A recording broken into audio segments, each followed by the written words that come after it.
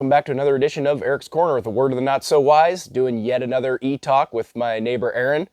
Not getting the millions of views I hope for, but you know what? We don't want to be famous anyway, so screw it. Yeah, sounds terrible. Pretty much. So, got a list of things we're gonna talk about, and we kind of touched on them a little bit before we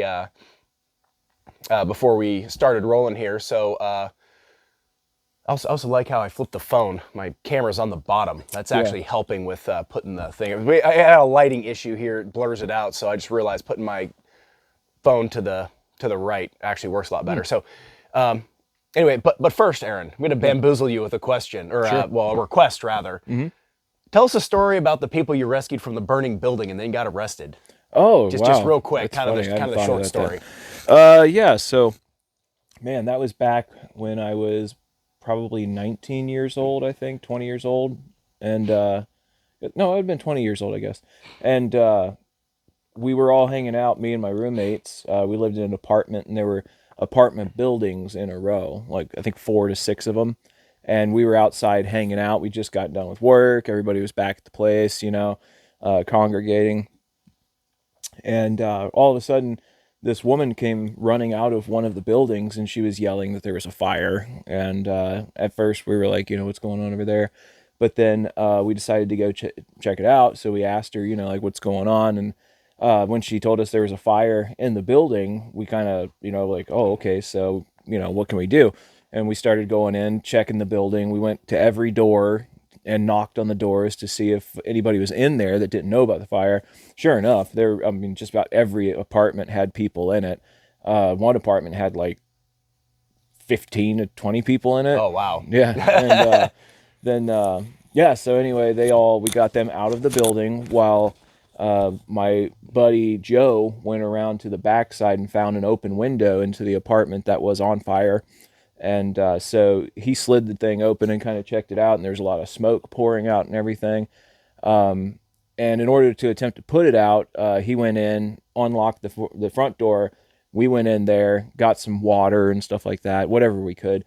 And we found that what had happened was a mattress had caught on fire. Luckily, there was nobody there. I guess maybe they had left a cigarette on it, or maybe it was an electronics piece. I'm not sure.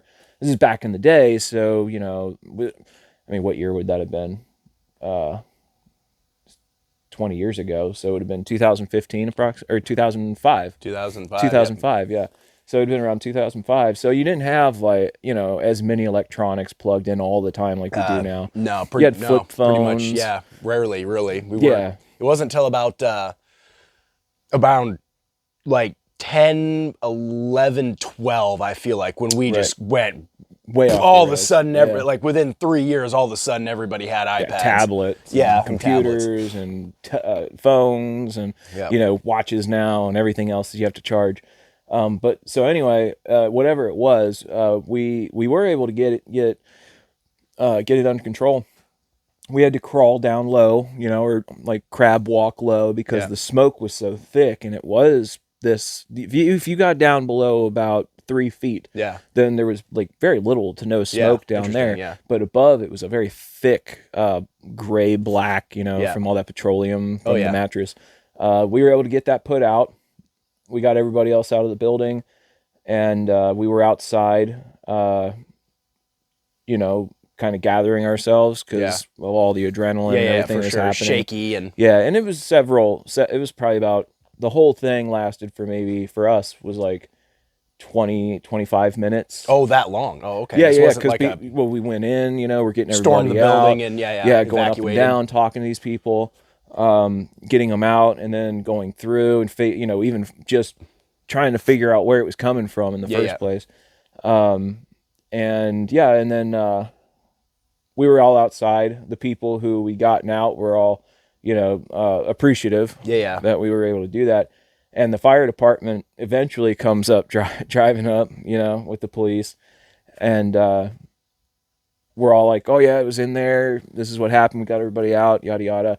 And everybody's like, oh, yeah, this is, so everybody was in the same page on how it happened and what had happened. And so they arrested us or detained us. Yeah. It was more of a detaining because, we weren't booked or anything. Yeah. But they detained us and took us to the police station and interrogated us till, and this happened at like 7 or 8 o'clock in the evening. Like I said, we were all just getting home from work and like settling in. They were drinking a beer out front or something like that. And so we were there getting interrogated for it until 1:30 in the morning. Oh, they had a shift change, like new cops came in.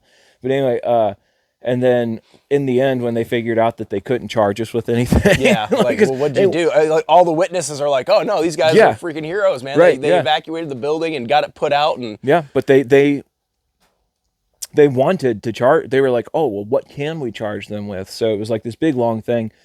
And then when they figured out that there wasn't anything they could do because there was no supporting evidence, there was no. What were they asking you? Just grilling you? What were you doing there? What happened? Yeah. I mean, all your stories had. How'd you get in? Like I think at one point they were talking about trying to press us with breaking and entering. Yeah, which was like, I mean, that's a pretty thin. It was pretty thin, especially because if we had walked away, I mean, God only knows what would have happened to the people. Oh, the whole thing would have torched. It took them 20-some minutes to get there. Yeah, you know, if we weren't putting it out, that could have traveled from floor to floor. It was on the bottom floor, so these people are all up high, which means that hot air travels up. They could just walk out if it continued to spread around. Oh yeah, in 20 minutes the whole place could have been. Easy. Yeah. Oh, that all that the paint and carpet and that shit burns everything. Hot, man. Yeah. So anyway, eventually they pushed us out the back door and didn't even give us a ride back. They just pushed us out and said, "Get out of here." And, interesting. And that was it. Ride back. They didn't even give us a ride back. Loser. Yeah, they took us from the place to. How far was it? It was probably about 8 miles. Oh yeah. Not walking distance. No, not walking. Not what you want to walk. So yeah, we're all walking back at 1 a.m. I think I don't even know. I don't remember a lot after that. Probably because I was tired and everything. Yeah. But I do remember we got out and we were walking through the parking lots and stuff. But yeah, I think after that we pretty much just walked back to the place. Huh? Unless somebody gave us a ride, but I don't remember. Don't recall. There was 4 of you, right? There were 3 of us. 3 of us, yeah. Yeah. Interesting. Let me make sure. There was me, Cody, and Joe. I believe that was it. Huh, interesting. Yeah.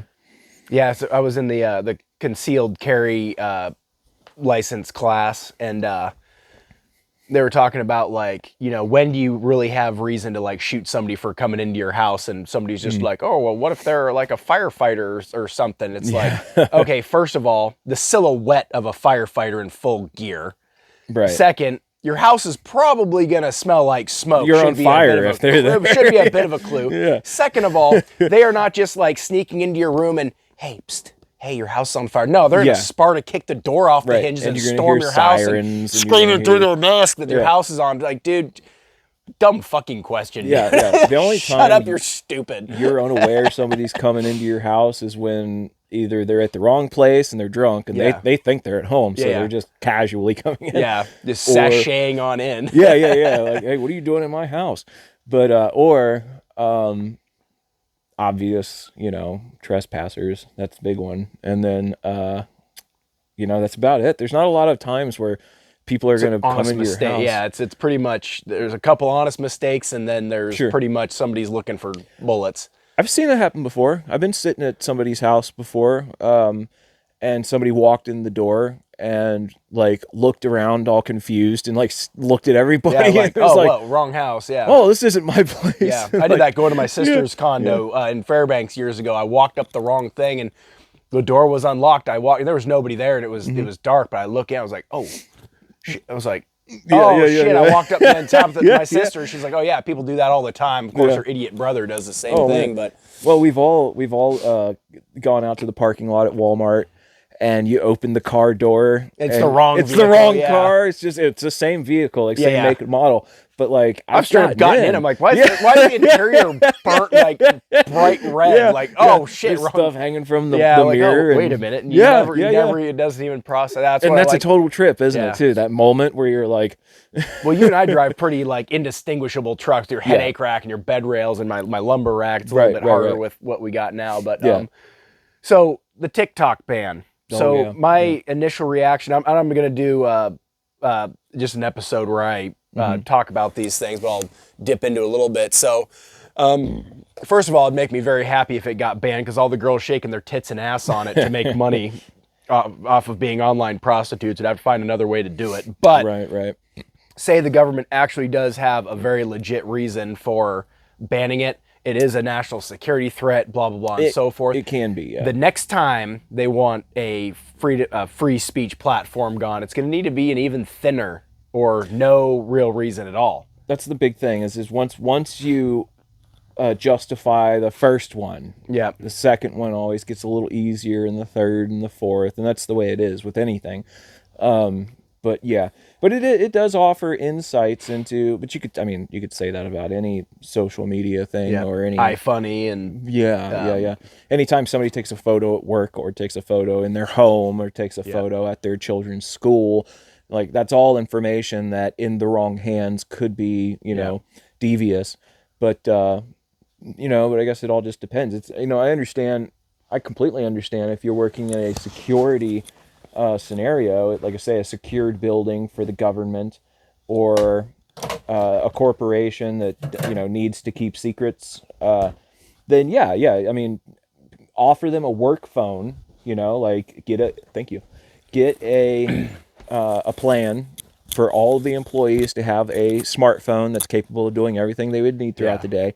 And then that's their work line. And when they come to work, have a locker, you put your phone in the locker, you take your work phone out, and then you're good for the day, That's a simple solution to that. But, the idea of canceling an entire platform under I would say Geist, but under the accusation that it's a security threat is it's a little thin. Like it's not. It doesn't have a lot of ground on it because there are options. There are other options. Well, though I agree. I mean, I can't say that it's been the best thing for our society. I don't think any of it has. No, it's awfully toxic. It'd be the content dumping and just like people's craving for attention on social media. Like I feel like I covered it in an episode where I was like, I don't do this for attention. Mm-hmm. I just do it to vent, get things off my chest. I know you have a lot of interesting things to say. Oh yeah, well, one dude in the comments after a video I just posted, he's like, dude, you're gonna be famous one day. I got a feeling, and I was like, okay, well, thanks, man. That's kind of a good compliment. That's a nice compliment. Yeah. I don't. And Joe Rogan was talking about. And I'm going to talk about Joe Rogan a lot because I have been binging his show. I mean, I drive an hour a day. Round trip to work, so I've got. I mean, those episodes are 3 hours long, so I've just been absolutely just binging it. I do the same thing. It's interesting, and his guests are interesting. I would love to have something be as good at interviewing as him, and we're working on that now. Well, I think that the interviewing process, I mean, it's just having a conversation. That's all that it is. That's all he's doing. That's all we're doing. But he mentioned steering it. And making sure to keep it interesting and stuff. And like you and I just kind of go off on our tangents. And then at some point you got to recognize when, oh crap, we're being boring. Oh, hang on a sec. We gotta talk. We're not getting into our good talks here. And I think that some of it comes down to like having your team, because when they're having a conversation, they go off on tangents. I've seen them go off on 30 minutes of things that aren't even closely related to the topic. But they're still interesting. They're still interesting. Well, they also have, they can say, oh, why don't you pull that up? Yeah. And then they can bring Jamie. Yeah, Jamie. Yeah. They can bring, bullet points from the internet, sources. They can dive even further by getting more detail than when you're just talking directly, and you don't necessarily want to stop the video or pull out your phone and be on your phone while the camera's rolling, because it's not as interesting as if you can have them see what we're talking about online, which they have all that. So I think that closes some of the gaps. The conversation, I mean, if you're good at conversing, then most people are going to be interested in what you have to say. Especially if you're talking about topics of interest or, they're trending. All these topics are most trending. Of them are trending, and that's what you're going to have to talk about to keep people's interest. I mean, though there's nothing wrong. I'm not going to talk about the 2016 election. Well, we just beat the shit out of a dead horse. But as far as the comments section go, Joe Rogan says, don't even read the positive comments because it makes you too arrogant. Don't read the negative comments because, and there's going to be haters. And this one dude, I thought he was a chick by the way he was talking. I didn't actually read his name. And I was just like, dude, you sound like a chick. So, well, that's common sense. It's like, I didn't read your name, stupid. You just sound like a chick. Just mad for no reason. When I said, if you don't like a show, don't watch it. And you well, you don't have to read the article. I don't. I read the headline. Yeah. Oh, I did a reaction to Fallout.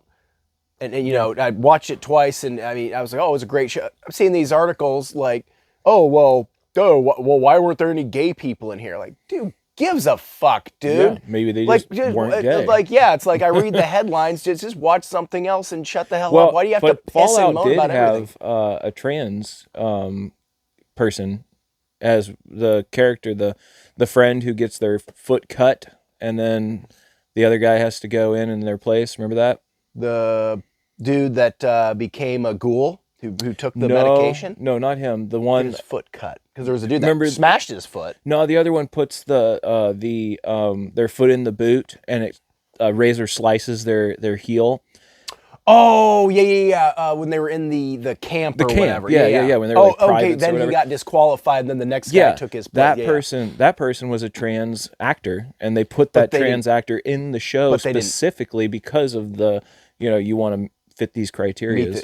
No shit. Yeah, that actor used to be a woman, but is now is a woman. Yeah. But no shit. I never caught that. Yeah. Interesting. See, well, god damn. I mean, what? See, this would be a perfect time to be like, all right, Jamie, can you bring that up? Bring that up. We would say like, oh, look, see. Well, I'm just like insanely confused about DEI, and I know people that are supportive of the DEI movement because they're just like, well, this is handicap spots. This is this.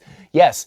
A ramp to get somebody in a wheelchair into the building to do their job and hiring somebody just because they're in a wheelchair are not the same thing. And that's what I'd never heard of DEI until 2 or 3 years ago. They called it like, affirmative action, rights in the workplace. It's like, yes, you shouldn't discriminate based on somebody being a minority, but you also shouldn't discriminate based on them being a majority and having enough of them. Right, because then all you're doing is the same thing. You're just choosing shoes on the other foot. You're just discriminating differently. You're just pointing your target at somebody else. It's like, just stop targeting people. Just read the resume. If the resume fits and they're capable, and hire them. Yeah. Well, but then and that's another thing too. Is like, I don't believe in that whole. I'm gonna scan these resumes on this page and then I'm just going to hire this one, call them up and be like, come on in, because I don't think that's a good idea. I think that you should have like physical personal interviews and get to know the people directly so you understand what kind of person you're bringing in. Yeah. I don't go in for interviews. I interview the boss. Yeah. I'm like, I'm interviewing you right now. I went to high school with him. He's great freaking dude. And I've worked for him for 2.5 months or whatever, and he's just as cool of a guy as I went to high school with. And don't accuse me of kissing ass either, because he's not going to watch this. But yeah, absolutely great to work for him. It's like, well, I'm interviewing you right now, because if you're a dick, I'm not going to work. I'm not going to work for you. I'm out. There's a worker's market. I'm done being yelled at. I'm done with impatient people. I refuse. Yeah, but you have to do that. You have to interview the employer, because a lot of times... Oh, you're going through employees? Well, maybe that's a you issue, and we mutually work for somebody who we can't name drop, but but we can maybe dip into that story here a little bit. But okay, cool. I think we good again talking about steering the conversation. I think we'll try, because I would really like to get through all of these, and we're already you do realize we're probably 25 minutes in now already. Yeah. That's all right. Joe Rogan's are 3 hours. Yeah, exactly. Yeah, exactly. You guys are bitching about my hour and a half. Livy's like, nobody's gonna watch that. I'm like, yeah, not yet. That's not true. It just depends. You get the right person who's just interested in hearing the conversation. Exactly. Somebody will, and guess what? If we do take off, all of a sudden, maybe we do 40 of these. Yeah. All of a sudden, people are going to backlog and go, oh, shoot, let's start from the beginning of let's go look at this. And then all of a sudden, once we get enough, people are going to, start. I mean, honestly, people can always comment, like you can budge in and be a part of the conversation, really, if you were so inclined.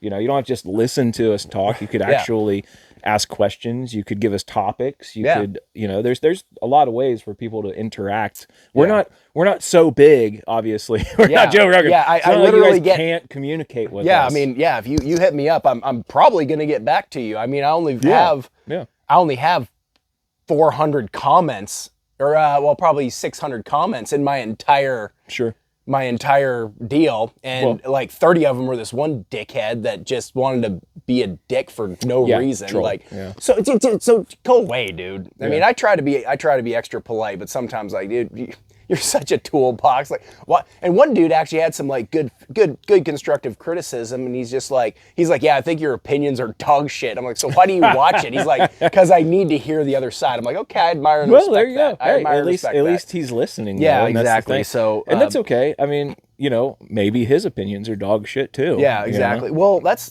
something Most too. are. I don't understand how there's no left-wing people like Charlie Kirk, Candace Owens, Steve Crowder. Yeah. Isn't that Dennis interesting? Souza.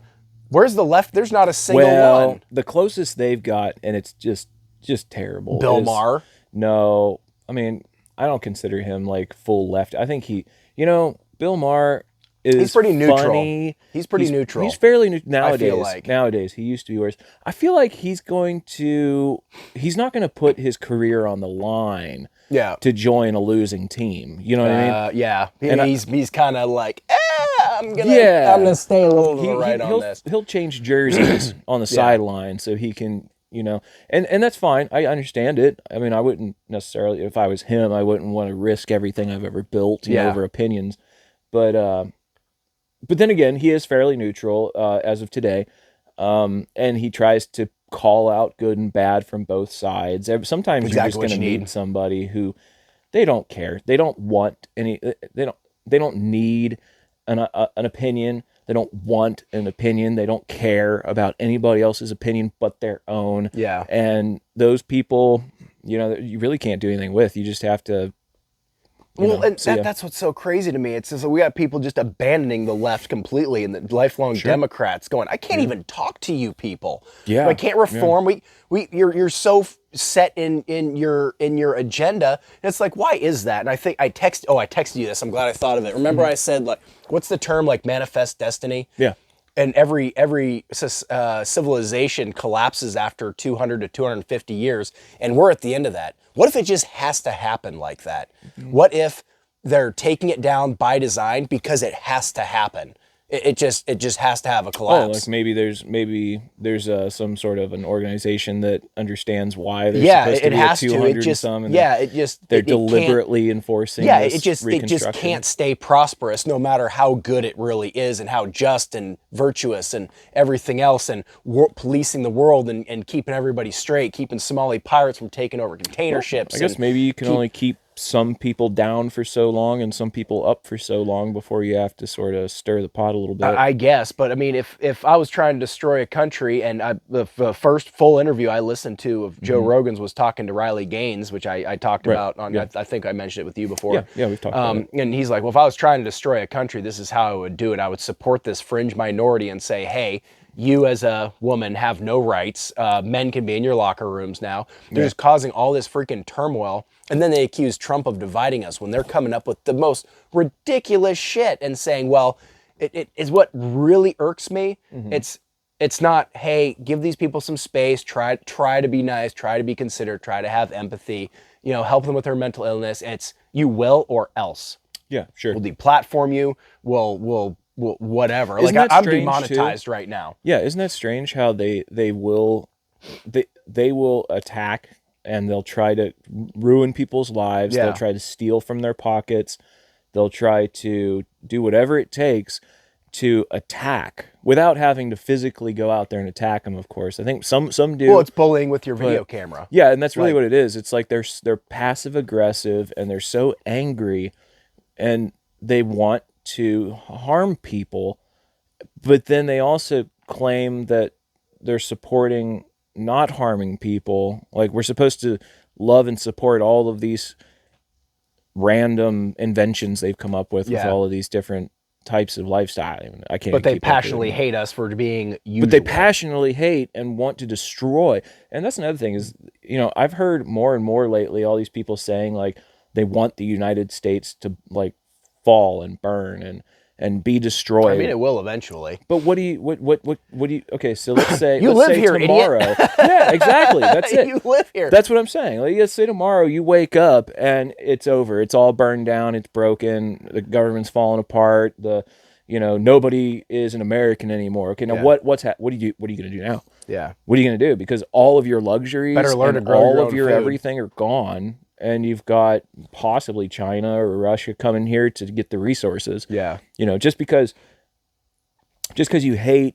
Well, America collapses, the rest of the planet goes with us. We collapse, ain't nobody gonna have a military, ain't nobody gonna have anything. I don't know if that's true because they have don't a think lot so? of their own grids and their own power. Yeah, but if our we dollar lost- is the let's dominant say- dollar, though. Oh well, they could do away with that. But Yeah, probably. let's say that an EMP went off over the United States and destroyed everything here, Yeah. and we were totally dark ages. Oh yeah, we get And then invaded. they were still operating. China is operating at a very high Yeah. standard, very much equal to our own. They just don't have quite as much firepower as we Yeah. do. But if we went dark tomorrow, what's to stop them from coming and capitalizing on that aside from being nice? Yeah. But I mean, if there's natural resources, if there's wealth, if there's weapons to be had, if there's all of these things, what's going to stop them? Yeah, nothing. I Nothing. mean, that's what I would do. I'd be like, oh well, let's make hay while the sun shines. Let's get. Yeah. Well, let's if it comes down to survival in the sense of, okay, let's say that there's two people, and I mean, this has happened a million times in the past. If say the head of the household dies, and all of his sheep are just over there in the field, Yeah. you're gonna go get the sheep. Yeah. Right. Yeah. I mean, they're there. Let's get them. Yeah, that's the It doesn't right mean thing that to it's do. the You don't right- just let them die. So Right, it's- right. So So you are you virtuous, collect- and yeah, you are you collect virtuous these and, resources, and yeah, and that's not as cut and dry as the idea of if a country falls, another Yeah. country just coming and raping well, all an of their EMP resources. is But an EMP is the ultimate way to take over a country because you don't got nuclear fallout. You didn't with like a nuke. yeah, You're not destroying the resources. yeah, you're not destroying and making it uninhabitable and blah blah blah and all these things. But I mean that is the ultimate way to take a place out, and I talk about that in my doomsday prepping episodes also. Yeah. What if there's an EMP and all that shit? It's like, well, that's why I got an old school generator that won't. That's why I got the deuce and a half that will not. It will start. Everybody else going to be walking. Maybe it's slow, but everybody else is walking. when their computerized cars are no longer able to operate. Yep, I don't think anything in that would be affected by an EMP because an EMP. It affects delicate electronics. It's not going to trash a starter. It's not going to trash, it'll fry your phone. Like a microphone, just a regular old school microwave. It wouldn't fry that. It's not delicate. Not an old school one. No, I would because think. mostly the old school microphones are based on. It's a diaphragm that just. Collects vibration. Yeah. Redistributes it out. But yeah, I mean, speaking of killing things off, what about old Luigi? Oh yeah, you were looking at the Mangione? list there. Yeah. So and again, we touched on this briefly before I turned the camera on. So, I already did my video on this last night, but like we were talking earlier, when the elitists and these people become above the law and they can't be held accountable and tried and brought to justice. I mean, to me, that means that the countermeasures of things that protect them from unlawful imprisonment that we have, it's why our justice system works arguably so well. The design you don't was right. You don't have due process. You don't get a trial of from your peers. You don't get a speedy trial. You don't get a right to representation. If you can't be arrested, then you're up for. If you can't be punished for something, then you don't get the perks and the countermeasures either. It's just like politicians when they say, well, I'll testify, but I plead the fifth. No, no, that's not how that works. You want, only testify with amnesty. It's like, okay, so you're guilty, dude. Like, what the hell? Yeah, on earth? That's funny. But no, it's absolutely true. I mean, if you are above the law, then that means that the law doesn't apply to you anymore. So if you can't stop someone from perpetrating, acts that are not good for everybody else. If you're harming everyone around you and nobody can stop it, what are they to do? Yeah. I mean, eventually somebody's going to say, we've got to stop this now. Yeah. And then somebody, CEO does something and somebody's like, tags Luigi in it. That's not funny. That is Right. not cute, you Yeah. know. And I put out one episode and I talked about like if you should take Trump out, you know, the people saying, "Oh, try again, don't miss next time," and so Right. forth. You're gonna have a full-on revolt on your hands, and it's gonna be ugly. And that's why I got demonetized because I was inciting violence. I never did. I never said any. I never said. I literally explicitly said, "I'm not saying to do these things. I'm saying I think this is what will happen." Sure. And I got to make a video and send it to YouTube over that too, because Yeah. I'm Begging nowhere for near forgiveness. enough hours and enough followers to or subscribers to make anything. But I might be there here soon. So, Sure. but yeah. So I mean, being really clear. I mean, I don't really find that funny, but I get it. I mean, you're pissing people off, and it's health or sickness profiteering when you know you're Yeah. paying these health insurance places, and then they get to decide, well, I don't really think you need that MRI. That's why I do like the VA. Kind of do have a bottomless budget.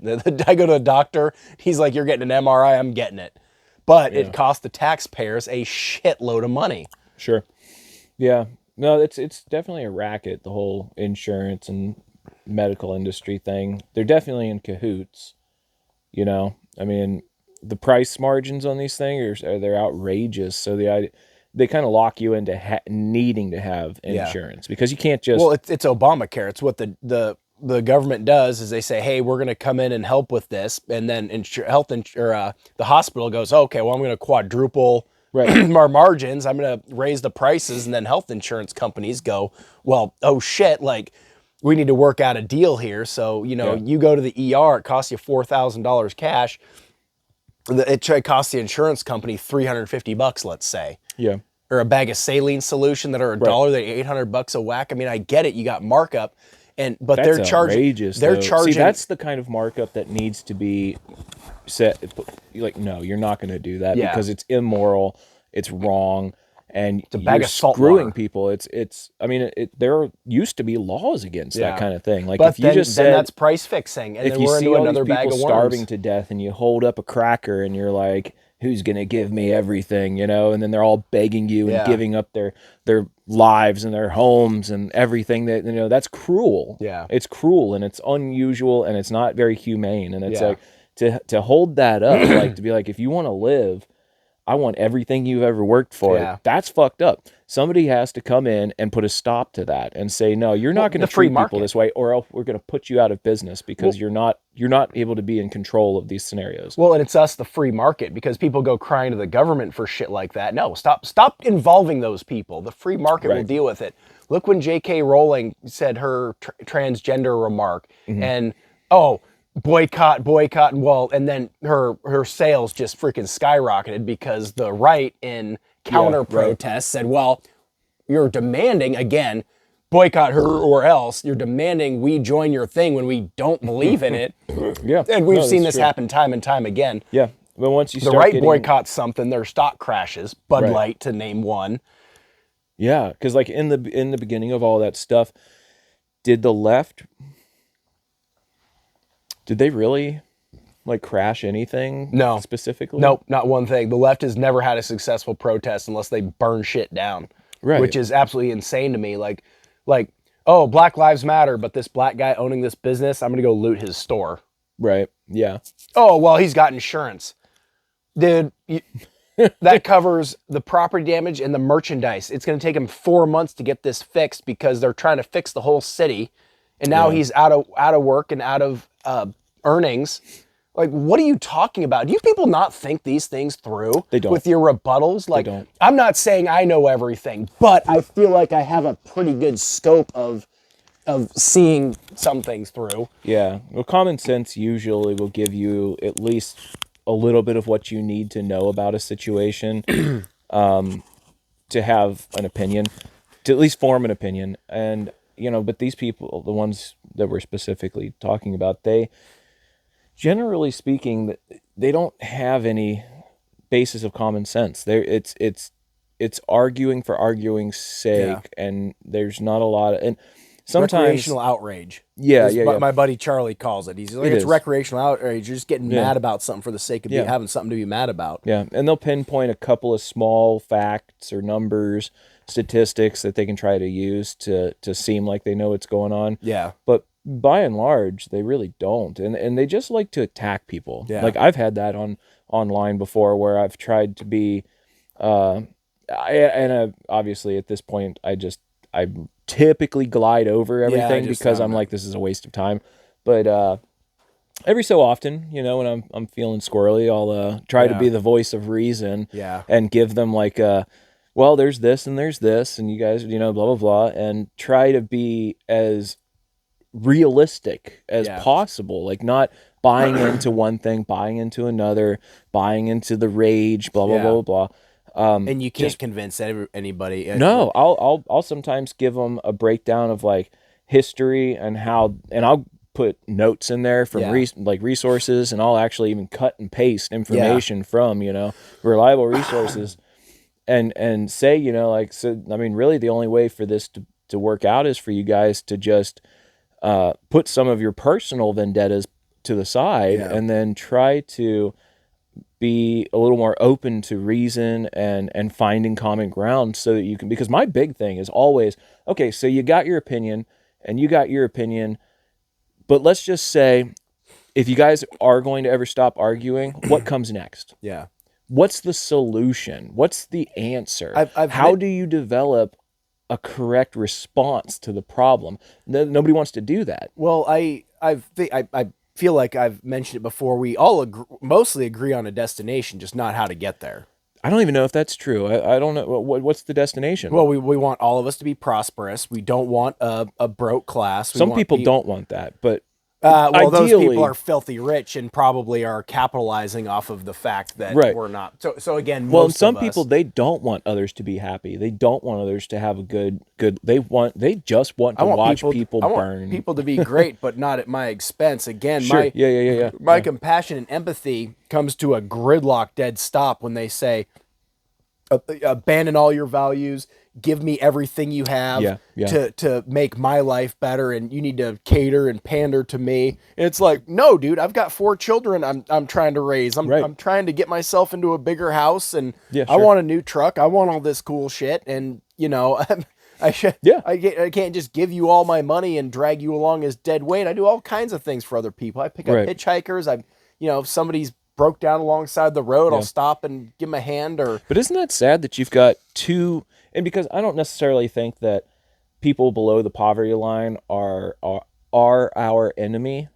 I think that, but they're not being very helpful either. They're not helping because, well, certain ones, because the ones who want to live on a handout are doing a complete disservice to the rest of the people who are obviously trying. The ones that are trying, but also the ones that need help. It's like when you cry wolf, you set everybody else to not believe you. But then on the flip side of that, the mega wealthy, the people who are making so much money that we don't have the capacity to fathom how much money they actually have. If you can you imagine what it would look like if you saw $400 billion in front of you? It would fill the shop. Oh, easily. it would completely fill the shop. It would more than do that. What was that? There's that old movie, Brewster's Millions. Did you ever see that? No. It was a great movie. He had to spend $30 million. Oh, black guy? Yeah. It was, I remember seeing that. I know who it is. But he couldn't buy anything, and he couldn't give it away. Like, there were rules. He had to take everybody out for dinner or something. Well, he couldn't, at the end of the 30 days, he couldn't own anything. He couldn't, nothing could be in his name, and he couldn't have any of the money left at all. Yeah. And so, he had to spend $30 million in order to get $300 million as his real inheritance. Yeah. And so it's, what's his name? I know what his name is. He's like the most... Eddie Murphy? No. I feel like he was like Eddie a legend. Murphy-ish. Eddie Murphy's a legend, but this guy, Richard Pryor. Okay. Richard Pryor is a little bit bigger to me than Eddie Murphy was. Not necessarily, I mean, I guess Eddie Murphy probably made more money or something like that, but I feel like Richard Pryor was more of an influence. Yeah. But anyway, and in that movie, he walks in and he sees $30 million, and it's like filling these massive crates, and it's a Yeah. huge square block, and they're stacked up in this warehouse. Excuse me. And that was only 30 million. And I'm not saying that I'm not saying they got it exactly right, but I'm assuming in reality that $400 billion would just be, I mean, unfathomable. And then the idea of spending it, like, what did they send? not to say he's all liquid cash. Iran or Iraq or what would we send them? 250 billion to Iran and money we owed them to get some prisoners back or some What shit. did we owe Iran for? Dude, it was I crunched the numbers, so $1 million in $100 bills is around 22 pounds. Yeah. I want to say it was 250 billion. Let's just go with that. 13 fully loaded C-130s. Isn't that insane? It's full of $100 bills. Because each C-130 holds, £250,000 in cargo or whatever. I don't remember what the number was, but right. I want to say it was 250 billion. That's kind of sticking in my mind. But it was 13 fully loaded C-130s. Like, dude, you are out of your goddamn mind. That is insane, actually. I'm just looking up to see because we need a Jamie. Yeah. Let's see. It says here. So, Iran and the U.S. had a nuclear deal, which was based on the U.S. paying Iran $150 billion. Oh, 150. Okay, I was not at all close, but kind of. Whatever. Still a lot of fucking money. Yeah, that they received for complying with the agreement. Yeah. What kind of nuclear arrangements But then did they we released have like with 5 them? prisoners or some shit, too. Yeah. So that's a buyout, if you ask me. But That is, yeah. okay, let's see here. What are we on here? We're going to go Cali fires or we kind of dipped on influencer content dumping. We talked did, a about little bit, people needing to live at home with their parents for a lot of years. When did that happen? Industrial Revolution, when you moved out at 18 because you could go get a job and have a house and two cars and a stay-at-home wife. And there's a lot to talk about there because, before that's before an insult that, now.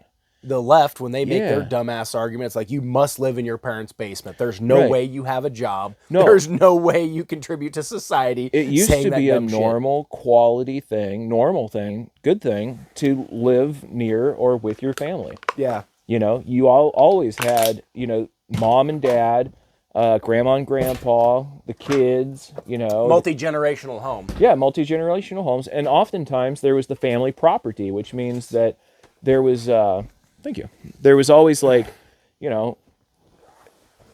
Aunt Sylvia and Uncle Craig had the house over the hill, while, grandma and grandpa had the little place, because they don't need a big place, obviously. The little place over here, Close enough to keep track of them and help them. Yeah, it was normal to go in. Like, imagine what it would happen if, like, say you had 4 brothers and 2 sisters, and your aunt, your mom and dad, aunt and uncle, your cousins, and you guys all had your money and went in on a family property. Yeah. And you got 400 acres. Yeah. And then you guys built homes across it, and you had farming. One guy said, I'll stay home all day and take care of the crops, with the Great generational nephew. wealth that way. Yeah, exactly. Yeah. And I mean, that does not sound like a bad idea, but somewhere along the line, and I have a theory. Around World War I, the Industrial Revolution, where we got big farm tractors, and all of a sudden it doesn't take 60 people to man a field. It takes 3. Yeah.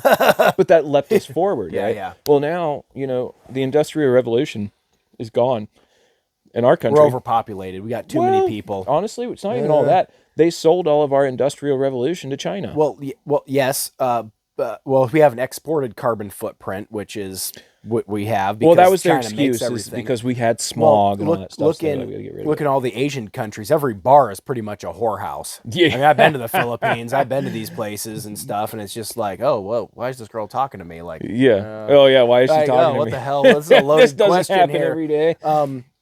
But well, that's what we have now, and people are going the virtual online route of being online prostitutes, and that's what it is. That's what it is. That's blatantly what it is. Don't give me any bullshit when you, I Sure. mean, That's what it is. Okay, fine. You're a yeah. porn star, that's fine. But then having your TikTok where you glamorize and glorify it and have this frat boy gross sense of humor. Yeah. Like It's not something Nicole that should Raines, be admirable. yeah, and I have all these things, but I invested my money. I paid cash for all these things. It's like, yeah, but you have if you make 6 million, let's say you make $1 million a year, say you invest half of it, and over 6 years you put away $3 million, which to me is about the minimum to invest and be able to live off the interest and stuff at 7%, blah, blah, blah, whatever it is. Mm-hmm. So now you have $150,000 a year, not even taking all the interest, just having enough to live off of, leave some into compound, blah, blah, blah. Okay, cool.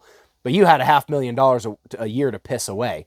Now you have $150,000 to live off of, all things included, and you can't dip into that any further because it'll bleed out. Mm-hmm. You got property tax, you got to keep the pool heated. It's a $2.5 million house, dipshit. Your property tax is $80,000 a year. You're in California, let's say. Like, you need to go buy a $250,000 place out in the desert somewhere that you know when this thing collapses you can afford. And these girls are giving the worst financial advice ever I've ever goddamn seen, and other girls are eating it up like, oh, I'm just gonna go be a porn star. And it's like 1% of you are making 90% of the money. Well, and they all think that, and this is true of all of them, the whole youth market is they think that the way to do it is to get big money for very little, and then to have a massive home or two or three, have $250,000 to $500,000 cars. Yeah. To have multiples. I don't even want to know what the insurance on that shit is. Jesus Christ, the insurance on my Power Stroke was like $250 a month. Yeah. But this in their mind. This is because they all grew up from being just a little child, like a toddler, growing up watching all this on TV. I mean, they had that show. What was it? Jesse. My daughter watched that one, and it's about these kids who are mostly adopted. I think one or two of them were biological, and they had these rich celebrity parents, but the parents were never there because they were off working as celebrities. So these kids had this penthouse apartment in New York City with a butler and a nanny who was the main character. Well, but they don't really raise them. They just are there. Serve them, They serve them while the children are able to buy whatever they want. Yeah. There's literally no... It ruins them. There's no cap to anything. And they have the cars, but they also can get in trouble. They can go and destroy a community event. But it's okay because they write a check, and then everybody forgives them because they learned their lesson at the end, and it's like, but the thing is that when you watch this over and over and over again for years in your head and in front of you, it's like you start to think like, well, that's what I want. I want to be, and then, oh, okay, so you want free money. You want the best of everything with no limit to what you can spend. You want servants around you who, don't really matter. They don't really give a shit. They're making $100,000 a year to wash your dishes. So right. But that's the problem is, you have all these people and they're raised that way, and then most of them, end up doing nothing like that. I don't even want that much money. I don't want to know what kind of a person it's going to turn me into. I want enough to not stress and not have to work every day, not have to break my body anymore. I wouldn't want to be a celebrity. I'd take the money, but I wouldn't want to be a celebrity. Again, somebody earlier was just like, I think you'll be famous. I don't want to be. No. And that's the worst thing you can be today. Yeah, well, it's a little bit arrogant to be like, oh, if I start a YouTube channel, I'm going to become famous, and I don't, so I'm not going to start one. A little bit arrogant, but I was like, well, I could always just shut it off. I don't think there's anything wrong with looking down on, and I use that term not as a form of like we should derogatory. Hate them. But like I think that it should be okay to look down upon people who are just greedy and just out for money, and they don't actually do anything. They don't produce anything of value to society. They just show up in a little outfit, or they go to the gym and put on some muscles or whatever, and they show up and smile. Fitness influencer videos that are just a bunch of dumbass shit. Why are you posting this? This is the dumbest shit. Okay, you're setting a record. It's your best. Okay, cool. But like, why is this interesting to anybody? And there's so much of it. Right. They're putting tens of thousands of hours It's a flooded market, really. It's like everybody, like, oh, here's my workout video. I don't give a shit. Like, how many people are showing you how to work on deuce and a halves? Yeah. A very small handful. There's a small Like, handful you know, of, like, there's a few but that's few where your YouTubers viewership who isn't do high that, enough. you know, but at least, yeah, they're teaching stuff that are like a value. I mean, health is a value and all, but these people aren't teaching you how to be healthy, and most of the time they're telling you a bunch of nonsense that doesn't have anything to do with health. So many real personal trainers are like, I've seen where they're like they're watching the phone, they're playing the video here, and they're just like, yeah, no, don't do that. You're gonna blow your knees out. Right. Well, and then some of them, these fitness influencers. I don't know if you've noticed how they're dropping left and right, like they're dying. I haven't, because I block them. I started having to block people because it's like, God, well, they are. How much do I see less of this? Do I have to post? I don't give a shit. Yeah. No, they're dying in their 20s and 30s. These health influencers are dying. They're dead. That's not very healthy. Yeah. It's not. Is it COVID-19 shot related, perhaps? Most of it's probably realistically steroids, you know, chemicals. Could be that, because I do know, obviously, that the COVID shot's been, I mean, once again, I mean, I'm not a doctor, but I'm not blind either. And like, if I see things happening in front of my face that can't be ignored, then I don't need a doctorate to tell me that something's up. And, you know, when you have athletes, like genuine, not influencers, but athletes who have been training their whole lives and reach the Olympics, and then they get the COVID shot and they have a heart attack and die. Yeah. 1 + 1 is 2. Yeah. It's like, wait a minute.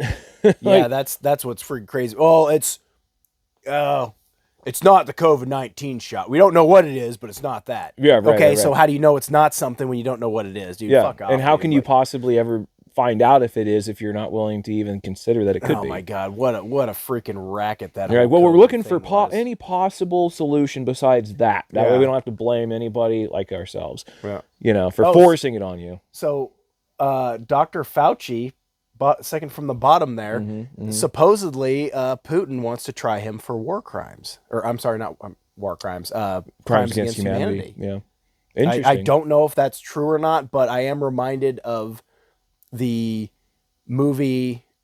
Was it called the Indianapolis, the battleship that sank when they were transporting something through the Sea of Japan, let's just say, and it had something to do with the nuke. They had to move some kind of supplies over. Well, when it was on its way back, they sank it, and so the delivery got made, but they it was super secret, so nobody missed them, and they were out in the water, like half the crew nobody died, knew it was actually eaten happening by sharks and everything else, and they got found. But according to the movie, I don't know how true it was. I hate using movies as a reference, but I don't really have anything else. Because they typically take liberties. Yeah, exactly. But I gotta use the restroom. Oh, okay. Well, shit. Let's pause it real quick. Pause. All right, this is a good time anyway, because Edit. I'm in the middle of a story that I can, let's see, record. Okay, cool. So, anyway, like we were saying, the USS Indian... Section us back in real quick. Oh, I just paused it. Oh, okay. I paused it. I don't have to splice them together. Oh. Yeah. So all right, the USS Indianapolis. So, Nicolas Cage talked to the commanding officer of the submarine that shot him, or shot him, torpedoed him. Yeah. And he asked him, he's like, well, is there anything I could have done? He's like, well, no, we had a shooting solution. If you weren't zigzagging, or if you were zigzagging, I would have put a Hanyanker in the torpedo, the chitin, where they had suicide torpedoes, and there was no way out. So if they were like, oh, well, I'm just going to miss on purpose so I don't blow up, well, you're going to suffocate in there or sink to the bottom, or I don't remember if they floated or they sank. So they were damned if they do. Yeah, exactly. It was so you might as well just make it easy and just blow yourself up. But he was like, be faster. But he shot him with a torpedo, and he said if the situation was reversed, there's no way Japan would call you in to testify. This is absolutely insane. The fact that you're flying me here, right? I'm risking being imprisoned, even though you give me amnesty or all the oxen free. But are you really? So as far as Fauci, if he is guilty of doing something, which we know he's peddled a lot of bullshit information, I think he's did a lot of still our stuff asshole, and we cannot send him elsewhere to face charges. Right. It pains me to defend him, but I have to. If he was going to have to By creed. answer for things that he did, it should be here, and it should be locally, and it should be. Absolutely, yep. I think that before throwing the man under the bus, there should be a vast investigation. Every device he's ever used, every file ever deleted from it should all be verified, because I have the feeling that I don't think Fauci woke up one day and was like, "Ooh, they handed me this sword and I'm going to swing it," you know? Like I think he was just doing what he was told. Yeah. Somebody was telling that man what to say, what not to say, and I'm sorry, he did not write his own scripts and all that crap. You know how these things go. Yeah, for sure. Yeah, he had somebody telling him what to do. And in the end, when it's the classic thing, man. This happens all the time. In corporations, you're the guy who signs the paper. Yeah. As long as they get your signature on it, then when it goes to court, you're the one who gets arrested, and then they're sitting back there like, Yeah. I mean, it happens all the time, and I feel like that's what's going on with him. I think he's their fall patsy. guy. But I do believe that he gave some bullshit that was not to the best of his knowledge also. No, he could. And I really hated the videos of him in the suit. Oh, he's not going to ask his people to do something he wouldn't do. Don't rip that from World War II. Right. Freaking commanding officers that used to go into submarines and like disarm booby traps themselves because they were like, well, I can't order my guy to go do this, so I better do it. Don't take that away from a real danger. Just wearing your suit, and you're just doing it for pictures, you jackass. Yeah. Get fucked, dude. Well, and that's what those people, the ones who capitalize on television, the calamity, and all of it, man. I mean, that's what they're all smoke and mirrors, and they lie, they cheat, and they steal, and they assume honor that doesn't belong to them. It's the classic thing. It's like, I'm going to go down to the ghetto, and I'm going to shake a man's hand while I'm holding a shovel. Performance activism. What this dude called? He called it activism theater, where a girl goes down for Instagram. Oh, can I see that drill? Oh, I'm holding a drill. Okay, cool, thank you. Yeah. And it's like, dude, they do that on reality TV all the time. So fake. You are such pieces of shit. You've been called out on. And I told my viewers in an episode, it's like, I'm never going to do anything like that. I will never stage anything. Yes, I might do like a parody video. I might set up a thing, but I'm going to tell you I'm setting up a thing. Like if it'll be obvious, yeah. Or hey, I'm doing a skit here. I'm using but you're never going to glad hand and then slip it in there as reality. Go out there and pretend to be doing something. Because people do it, it's like, well, this is fake and stupid. Like this is weird. So, honey, don't put diesel in the Jeep. You tell me some dizzy, big-tittied bimbo blonde is telling a man not to put diesel in their gas vehicle? Right. Are you kidding me? Like, dude, get the fuck out of here, dude. Like, that's funny. Like, yeah, no, it's true. No, it happens all the time. Like, I mean, well, the reality TV show that they filmed here that was really popular. Last Frontier. Yeah. With, I'm so glad this is Kilchers. coming up. Yeah, the Kilchers. Like, Otz was my music teacher, kindergarten through fifth grade, and he took a year off. That's funny. I just saw Otz like a couple months ago. It was such bullshit. Oh, I'm taking my gold pan and going out to this river that I'm not telling you where it's at. Oh, I got enough gold to backyard. Make a ring. Like, they just walked. They're not even showing you the gold. Oh, I'm gonna have my buddy make a ring for you. Dude, fuck you. It goes Otz, back to the house, shit. and he's like holding a nugget this big up. He's like, I got this out of the size of Alf. Like, yeah. Get the fuck out of here. It's funny dude. but they do that. Oh, they do that. There's not that much gold out, and he's got a gold pan. Like, dude, if you had like a small hobby dredge and you were out there for 3 weeks, you might get that much gold, and you just burned, $300 in gas to get. Well, they do so I know a guy in town, and he's a talented. I won't name names or anything, but he's very talented in his. Well, if you're talking about it in a skill. positive light, you can name names. It's up to you. But. Yeah. No, it's very positive. He's definitely a good, skilled guy. He's a nice guy and everything else. So no problems there. But he, so one of the Kilcher guys was filming, and he was building them a little barn shed type thing, a little storage shed, and he was physically building it, the guy I know. And they were like, "Oh, okay, well, here, let's have, and then they called You it get one out of of the kill frame, cheers. you go- Yeah, they're like, "Go ahead, give him the hammer, and then you can stand in front of us and tell us a little bit about the property and how you're going to incorporate this thing and stuff, and then we'll have you like hit a nail, and then after that we'll move on." And so that's what they did. Is he's like, "Oh, okay," It's and so he like freaking fake and he gives them the bullshit. hammer. They were talking about, well, we got to get our bear to get 300 pounds of meat. So I thought their homestead was like way at the head of the bay. No, it's like it's right a there. 10-minute walk from a freaking gas station. It's right there. Yeah, Yeah. yeah. It's like right outside of town. Yeah, I didn't realize how close it was until later. I was like, go by there all the it's time. right. Yeah, me too. When I was Yeah. working out there, like it's right there. And then, oh, we got to get our 300 pounds of bear meat. It's like, dude, you're a retired teacher, man. You got a state pension. He's gonna get you're it from You're McNeil. you're not freaking poor. Yeah, Like, they're gonna go down to McNeil Canyon and buy their little they meat. see a wolf supposedly, and the camera's all shaky, and then the horses they Right. get a glimpse of a horse like nudging his head. Oh, the horses are freaking When was the out. last like, time you saw a wolf around here?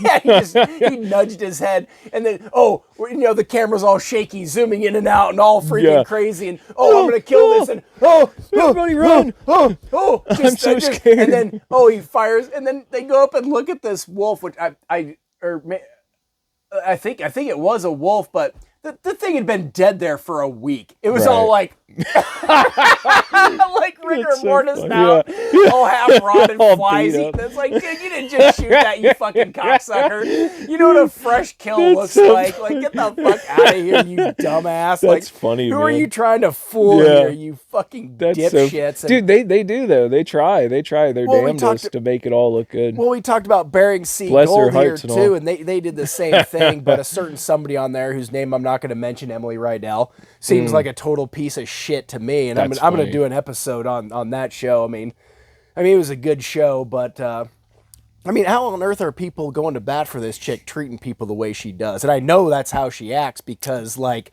I see it in her online conversations and shit. I was okay. I'm going to give you a lot of slack It's here. the reality TV They're thing, building man. bullshit and so on and so forth. Okay, cool. I get that, but Yeah. she's really actually like that. Well, and that stuff bleeds over, I think. I think that sometimes if somebody, let's say somebody's a decent person, pretty normal, growing up, whatever, they have, some people are worse than others, some people are better than others, blah, blah, blah, blah, blah. But there's a lot of people that are normal.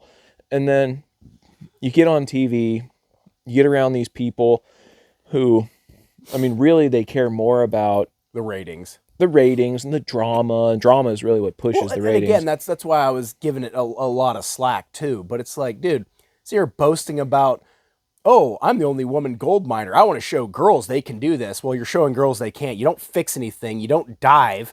You always have to call in an expert miner to electrical tape something. You can't find shit for gold. 90% of what you're making is off of sponsorship. Right. You wouldn't have been out there 2 seasons if the show didn't scoop you up. You owe everything you got to Zeke. Get the fuck out of here. Yeah. And then these people go all hard for it. It's like, dude, you're like a really nice guy. Why are you defending her? She's absolutely rude and shitty to her dad. Like, you seem like kind of an idiot. I'm probably going to get in big trouble for this episode, but whatever. I don't give a shit. I was going to do an episode. I was actually going to, I think I invited Zeke onto the show. I was like, you got to come talk about this show and so forth. I was like, oh, well, I'm not making dog shit gold mining, so I'm going to start a YouTube channel. Like, you ain't going to make shit off of that. There's not a lot of people making a lot off of gold mining, like right now. Not the guys around here, at least. Yeah. If there's like industrial mining happening where they actually have like heavy grade equipment, a lot of manpower, They're a lot of washing money. a fuckload of rock. Well, and Just a they're digging fuckload, too. yeah. You don't just go and like scrape the surface. Yeah. Like if that was the case, everybody would be doing it. Yeah. And the fact is that the gold rush did happen a few hundred years ago, 300, 400 years ago. The gold rush went down and people were digging it up and they found all the shit that was readily available.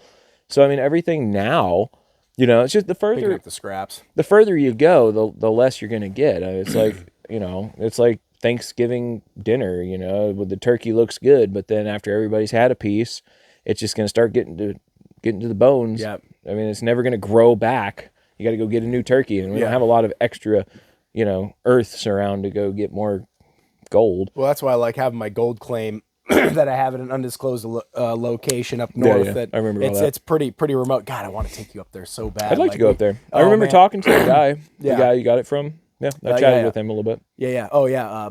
Art. Yeah, he Yeah, was Art, cool. yeah. So I was from Yeah, yeah. Ukraine, Yeah. and both his kids are in the military. I don't remember which branches or whatever, but they're like translators, and they get Yeah. extra money for being translators. That's and, cool. Yeah, that's yeah. very cool. He's like, I grew up driving horse and buggy to work every day. I flew to America on 747 jet. I did all that in one lifetime. Yeah, he was I cool did as all that shit. in one lifetime. Yeah, absolutely cool. He's like a That's so geologist, an alternative medicine doctor. He's I thought about, honestly, I've thought about just, the tough part is where we live, honestly. That's the hard part because there's not a lot of ways to do it. That's not online, and I'm not a big, online's okay, but I don't feel like it's as good. But I've thought about going and doing, they have 3-year geological programs yeah, you can get a degree in geology. yeah. So I thought about doing it. Apparently there's good money in it, especially around here. Yeah, I had a buddy who's a geologist. I met him at the gym in Grand Junction before I enlisted. He saw me getting out of my dad's Mustang, or Mustang my dad gave me. Sure, yeah. Parked right there. Yeah, yeah.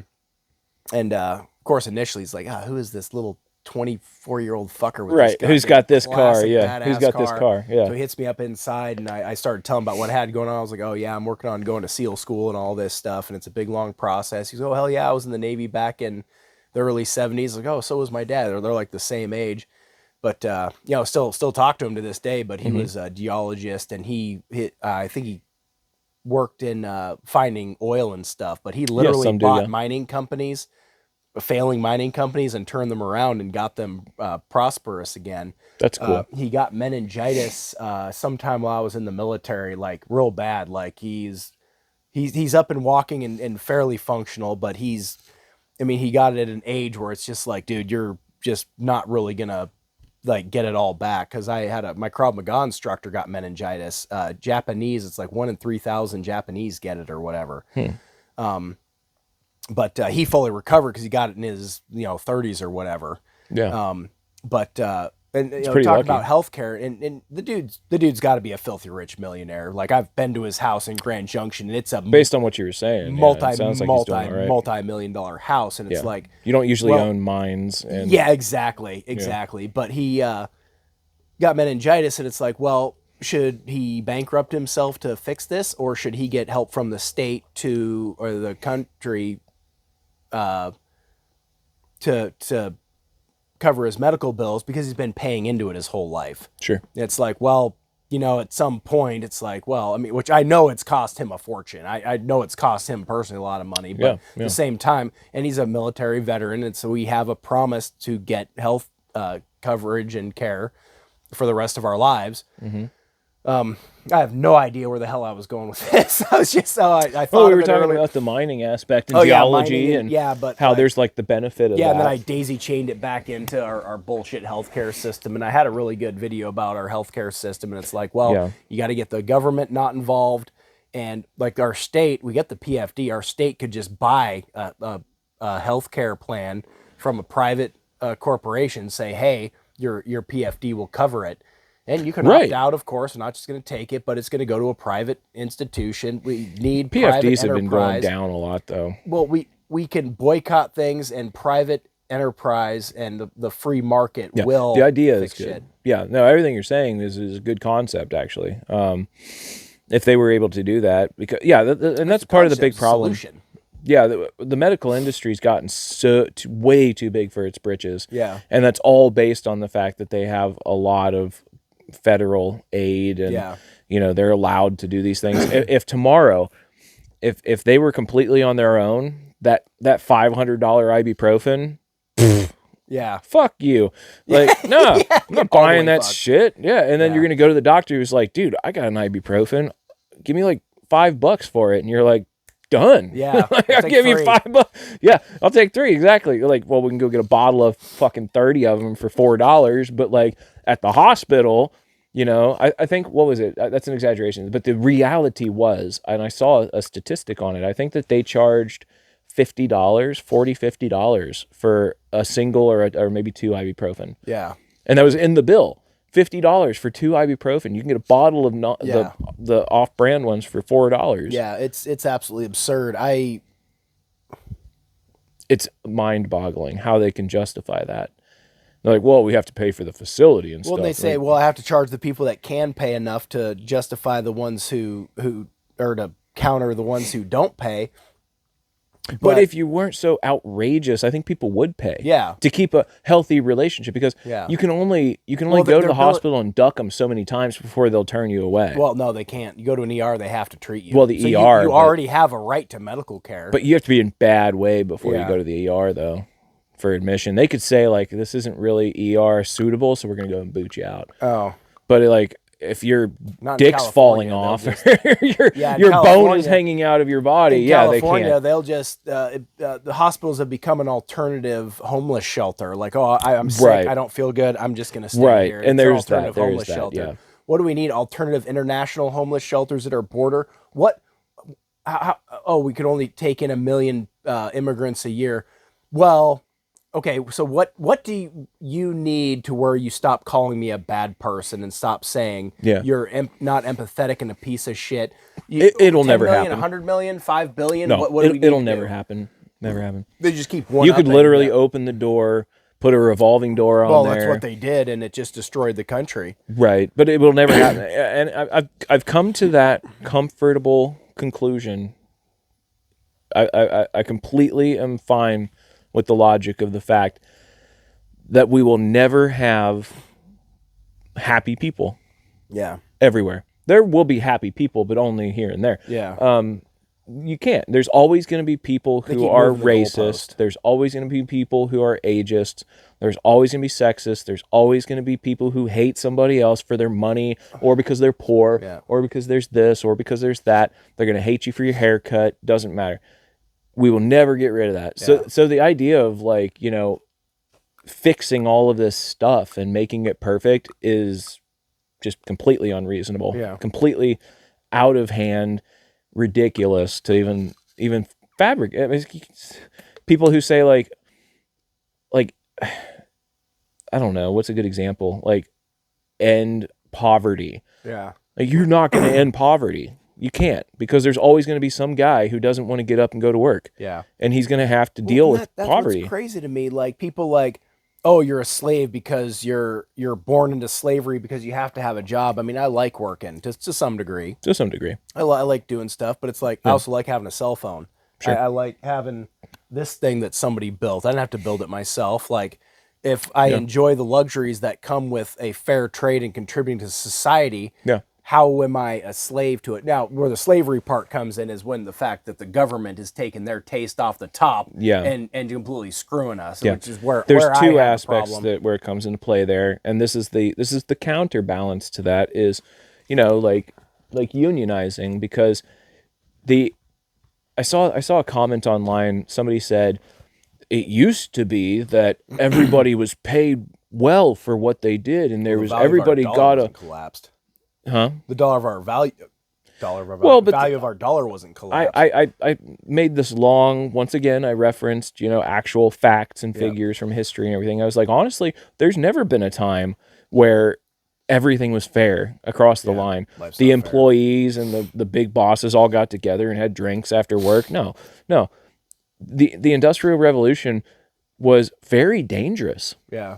People died like all crazy. The time. You would lose hands, and then there was no compensation. It was just like, well, that's rough. I'll see you later. And sorry, dude. Yeah, there was no benefits. There was pay was dog. You know, I mean, there's nothing good about that. You were making like still by ratio pretty good. My dad said he was making $8 an hour working on a drilling rig. Well, I'm talking in the about 70s. Well, so no, okay, yeah, perfect, yeah, because what I'm talking about is in the 1800s. Oh yeah. In the 1800s, there was nothing, and pay was horrible. It was indentured servitude. Yeah. Because more often than not, the company did have a store. You know that song? The company store, 15 tons. What do you get? Another day older and deeper in debt. Right. Yep. So the company store was a way for them to keep you indentured, because if they charged a little bit more than you were making, but then, well, we'll give you credit, then you owe Every them. paycheck, you're just always $1,000 a month behind. Right. Yep. And this was normal. That was normal back then. That was the way it was always. It was like, seriously, that was the way it was all over the country. And then in the late 1800s, people unionized. That was when the unions came in, because they started learning, oh, we have to do this or else we will get taken advantage of. And it's not communist. It's just keeping things fair, because there is a fact of the matter. If the big boss doesn't have to pay you, and I'm not talking about the little boss. I'm not saying the guy you work with every day and he owns the company, but you're on one side of the lumber. About the guy that he's on hired the him. other. No, I'm talking about the guy who hired the guy who hired the guy that hired the guy that hired the guy that hired the guy that hired the guy that hired the woman that hired the guy that hired the woman that hired the guy over HR who hired the. You know what I'm saying? Like, I'm talking about the real guys. They don't give a shit about anybody. They don't care if you go homeless. Well, they don't care if you die in the gutter. They don't give a shit. Offered a job over across the bay, and I was talking to the contractor, and I was like, well, yeah, $50 an hour. And he's like, yeah, he's like a supervisor was like 40. I'm like, to work across the bay, I can make mid-30s working in town. Yeah. Why in God's name would I not work? Go out of the way. Yeah. And the dude setting up the facilities put millions of dollars. He could pay an 18-year-old Yonker that's just moving boards around $300 an hour, and it would not be a drop in a pool, Olympic-sized pool of his finance. Okay, cool, I get it. You know, you got your margins. There's you don't want to go over here and then go over here. All of a sudden, you're not making money. Cool, I get that. But you could pay us absolutely out the ass. Yeah. Like, you know, I mean, say I came into $5 million and I still wanted to build my storage facility. I'd be like, hey, Aaron, hey, I'm going to pay you $100 an hour to come help me. Yeah, You're sacrificing your weekend. I'll pay you $300 an hour. Piss on it. Here you go. Yeah, if you had that much money, and you know, I mean, not something. I'm not going to pay you $1 million an hour. But then that's where the greed comes in, because if you had that $5 million, okay, so you got to get a house that's what, like $1 million, right? Otherwise, you know, what are you really doing here? Come on, you got to have $1 million house, you know. So then you get your $1 million house, right? Well, you got to get what that truck you always wanted, right? That's got to get. Plus, your woman deserves a really nice car. Of course, you got to have the best. She's black and then exactly, right? And then then you got to have the boys. You got to get them all their cars, which means, you know, even though they're only like, you know, 4. Then you got to have, each one of them's got to have a car ready to go. But no, seriously, it's the more money you have, the more money you spend, because you deserve it. Yeah. And then the more money you spend, the more money you need to make. Yeah. Right? Because if you start spending, okay, with $1 million house, now, your vehicles, that's already now $30,000 a year in property tax that I totally spaced out. Yeah. All the taxes on, or not the taxes, the insurance on those vehicles. Right. Plus all your outfits, right? You got to have the best. Yeah. You know, and that's your mindset changes. Your mindset changes. Guilty, dude. Your standards change. Justin always says the first 100,000 is the hardest to make, and he's very right. But once you hit that 100,000, now your margins go up. Like say I buy a vehicle for $1,000, I flip for 2,000. Okay, cool. But what if I could buy a piece of property for 10 grand and flip it for 20? Yeah. Now your margins go up where you're making those lump sums of cash, and I think he's very right. But I mean, I've had, and that's what people do. They say, "Oh, I just need that $1,000. I just need that 10 grand." Man, if I had that 100,000 to invest, no, you won't. You need to take that 1,000 when you get it and go, "Oh shit, I got the 1,000. Time to invest." Or, you know, whatever. And the more you make, the more you spend. When I'm doing good and making more, I say, okay, cool, we'll go out to eat. I'll go ahead and buy this thing. And I'm very guilty as charged. Yeah. I don't make the good money and say, oh, hey, let's go ahead and buy a $50,000 truck because I can afford the payment right now. Because I might not have this job in 6, 8 months, 10 months, a year and a half or whatever. Yeah. Do not make shit. You're on spending payment. for the now. You're spending the cash. Thinking about the future. You're not taking out loans for shit. And I've done that. I've been guilty of that, where I'm like, oh shit, I'm making good money right now. Yeah. Maybe I should do that, you know? Yeah. And then, like, you know, seasons happen, you know, jobs come and go, the contract ends, you know, things like that. Yeah. And you go from making $60 an hour to making, this has happened to me. Back to $25 an hour. Back to 25. Back to but realistically back to like 30, but you know what I mean? I think the biggest discrepancy pay I ever had in within 3 months was probably from 50 to 1850. Oh, wow, that's pretty bad. That's a pretty big one, but that's what happens when a contract ends. Yeah. Contracts don't go forever. Yeah. That's why it's a contract. Yeah, people this like, date to this date. This is how much money you get. Why are carpenters and construction workers cost so much? Because I need to make enough to be able to put money in savings to not be employed for a couple months a year at minimum. That's true. Well, and also, I mean, I love that one breakdown. Did you ever see that one online? The guy's like, well, why is that so much? And he's like, oh, how about this? I'll rent you my tools. Yeah. You know what I mean? And he's like, but you got to pay me this much. And he's like, well, why is it that much? Well, because I had to save up to buy these tools. I had to buy them each at a time because you can't just buy them all at once. Yeah. You know? And then he's like, oh, well, how would I use those tools? And he's like, you know what? I'll take a Saturday. I'll teach you how to use every one of these tools. Yeah. Okay. For this much. And he's like, well, why would I want to pay you that much to do that? Because that's what it costs. He's like, because it took me 3 years to learn how to use every tool here. People and have whatever. Absolutely no grasp of what it takes to learn how to weld. Oh yeah. Yeah, it takes a lot. The burns, the destroyed clothes, the burned hands, swinging a hammer, a nail gun that you're holding out here to nail, and it's weighing your while arm you're 30 down, feet your in the arm air. is smoked. Yeah, and, 60 feet in the air. Yeah, dude, they just do not have a grasp of the concept. And somebody put something on the clothes on the online that they you were wear just out, like, man. They're like, oh yeah, I go to do some work for somebody who's got this $1 million house, and they're griping about spending $4,000. It's like, dude, that's literally like me spending $4 on a can of chew.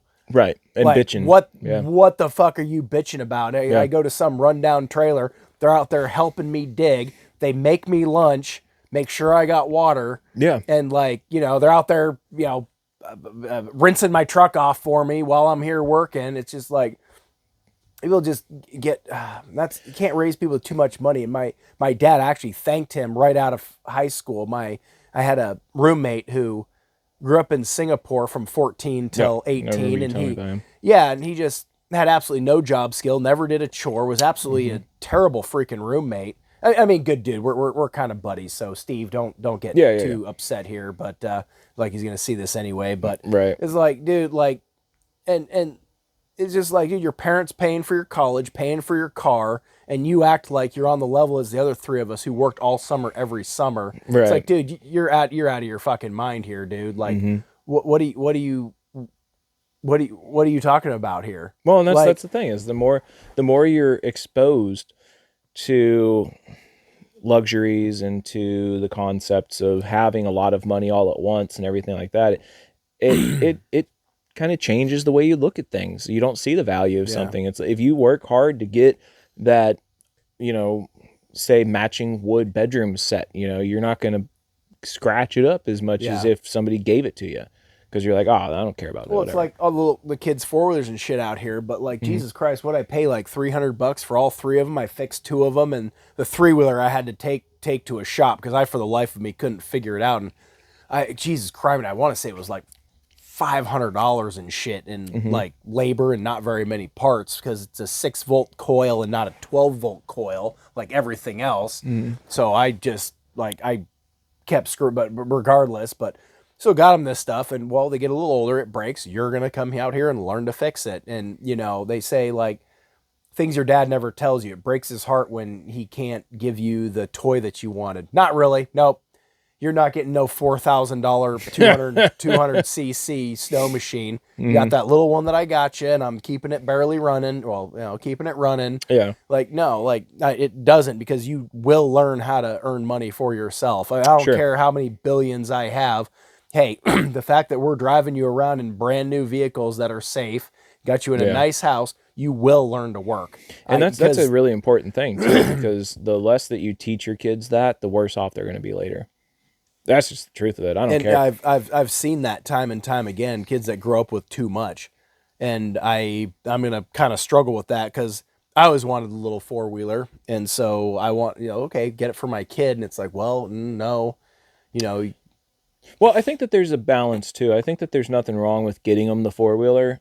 But when the four-wheeler needs work, instead of make them do the oil changes. You go inside and watch cartoons. I'm just going to make it work for you. Yeah. You know, that you say you turn off those cartoons, you come out here, sit down with me, and we're going to start figuring this out. I'm going to yell at you like my dad did. Yeah. You never hold the light in the right spot. And then when it's fired up and they're like, well, we did it. Yeah. And then they're riding it again. It's like, okay, well, they invested time. They figured out that if the thing breaks, it's like, that's prime example, man. All the times you go to the dump around here and you see people throwing out good stuff, like $600-700 items. Yeah. And they're like, it just stopped working. Yeah. The cord is loose. Yeah. Dude, I've saved a lot of money picking other people's trash that they. I remember I ran into you at the dump one time. We were scavenging. We were just, oh shit, what's up, Aaron? We're just like, oh shit, here's a heater. Like, dude, for real. I got one of my chainsaws is actually from that. The guy threw it out. Remember I told you about that? He threw it out, and he said it just wasn't locked up. It wasn't working. So he went out and bought a new one. Yeah. And I took it home just give it a gander. Yeah. It's like worst case, I'll take it back and throw it back out. No, he didn't put bar oil in it. He never put bar oil in it. He bought it and he turned it on, ran it without bar oil, and the chain just kind of stopped moving. And once I put bar oil in it, oiled the chain, kind of moved it and everything, fired it up, it started rolling again like nothing was wrong. And that was it. Yeah, but I've taken on other people's projects. Well, I'll figure it out. And I'm like, oh, okay, I see why they're so frustrated. This is absolutely terrible. Well, sure, there's that, there's every so often, you know, if it worked once, it can work again. Yeah. But how much time and money? Yeah, how much I took a generator to a shop too, because for the life of me, I was like, okay, whatever, they'll be able to figure out $500. Right. The generator plus the $50 I spent on it. The generator is not worth. I might be able to get my money back, which is fine. Not that big a deal, but still, it's like son of a bitch. I was like, oh shit, it's $300, and they had to put some more time into it. But so just real quick, we're gonna jump subjects here. Where I mean, I don't know how long these things are gonna last. I feel like hour and a half is about it. But we're gonna talk about that fat chick who's suing the airlines or some bullshit. Where is it? Yeah, fat chick being a victim because seats on planes are too small. Do you know what her name is, or are we just gonna call her fat chick? Yeah, fat chick. Okay. Who gives a shit? Fat chick. Okay. I just. Oh, I was going to mention, we're going to talk about Haley Welch also. I didn't put it on there, but let's talk about this fat chick. I mean, what is with the social injustice crusades? Why does all of society have to build up to make you comfortable? I mean, when you're 300 pounds overweight, I don't know what to tell you. Like, No, I so there's a lot to all that. There's a lot to unpack to the whole aerial flight travel thing. You know, it's like, it's gotten worse. The customer experience has gotten way worse over the last 40 years. Well, you're 6'3". Like I'm under 6 foot. Have you ever seen pictures of what the planes looked like in the 60s? Fantastic. That's great. Yeah. I'd hang out there. Yeah. I would love to be on a plane in the 60s. Beer with these people. Dude, yeah, you could go. There was a bar with plush like carpet everywhere and big old comfy looking seats that were like the cushions are like this thick, and you're like recliners, not these crappy and the stewardesses had the cool little bell haircut with the cute little outfits, slutty skirts, and the high boots, and you were like, man, this is great. I'd fucking love to fly there. And then you get to the airport today and you got somebody shoving a dog's nose up your ass, and then they're taking pictures of your junk. Stand 6 feet apart at the kiosk, but you're gonna sit on each other's laps once you get in. Like, this makes sense. And then they Xerox your body and like put you through these weird machines, and you don't know if that's going to give you cancer someday. Probably will. And then they usher you through, and then when you get in there, then everything costs. Keep swiping your card so much. Swipe your card to check your bag. Swipe your card to go through security. Swipe your card to sit in the seat at the. Keep your card available. You got to keep your wallet in your hand. Swipe your card to go down the jetway. Swipe your card at the door. Swipe your card at your seat. Like, fuck my asshole, dude. And if you want a water. A bottle of water, it's like $9 almost now. I think it's like $7 to $9. Yeah. And then if you want anything to eat, I mean, you're talking if you go to the restaurant, $70 for one plate. I bring airplane shot bottles with me as long as you put it in a Ziploc bag. It's under your 1 ounce or whatever. I have gotten fucked up on a plane doing that. See, I've never even tried. You can't drink them on there, but they can't stop you from having them. And I have gotten housed on a plane. That's awesome. I'm not proud of it. I'm saying I've gotten really for the prices. I think it's only fair. Yeah, to take a little back, but they're $9 a piece. They're $1.50 They're a piece. outrageous. You're Yeah, talking $12 Bloody Mary. 900% markup. Like, A get Bloody fucked, Mary dude. this big for $12. Yeah. Yeah. Well, unless you're sitting in first class. So I was in, I feel like I remember when it happened. I was leaving Anchorage, me and Nick with his ex-wife or wife at the time. We were at a movie. Me and him had to leave early. I don't know why I feel like that's how this story goes, but regardless. So he takes me to the airport. Okay, cool.